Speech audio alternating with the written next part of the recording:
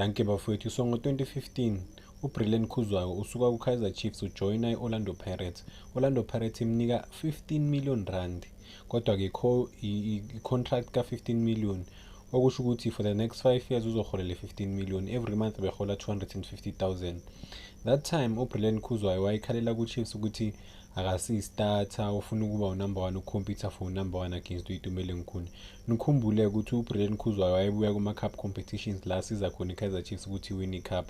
So wayefeel ukuthi okay, I've been number 2 ku-Kaizer Chiefs for so long, nami ngifila ngathi manje sengiready ukuthi ngibe u-number 1. But unfortunately uItumeleng Khune was a well trusted goalkeeper ku-Kaizer Chiefs, kwakuzoba nearly impossible for uBrilliant Khuzwayo ukuthi amreplace, yabo.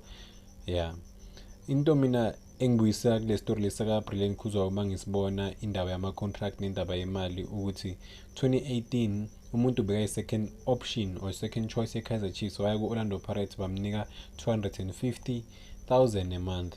But kunama-player namhlanje ku-Orlando Pirates akhala ngesalary athi awaholi ngisho 100,000. Ngiyazi ukuthi lento leyo yokuhola u-200,000 iya nge-experience bafowethu, nanokuthi maybe u-achieve ne-career yakho, udlalela iBafana Bafana, wenzeni, uthathwe kanjani, bebekubanga ama-team awungakhi, ama-offer nje different. But uKhuzwayo usuka ku-Kaizer Chiefs ngo-2018 uhola ku-Pirates 250,000 rand.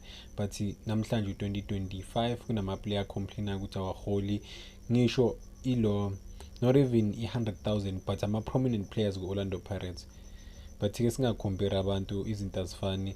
Msiyivala le ndaba leka Brilliant Khuzwayo, but i-career yakhe ku-Orlando Pirates azange ihambe ngendlela e-right ngoba wathola i-injury, injured umfana, and then Orlando Pirates yazama ngazo zonke indlela ukuthi alapheke, but unfortunately i-injury yakhe it was a career ending injury.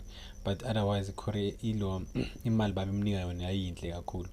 15 million in 5 years. Yes sis, goalkeeper ngapha. Yabona ukuthi ama-team ayabhadala mefuna ukubhadala, ma ungafuna ukunika imali ngiyakunika ama-team imali.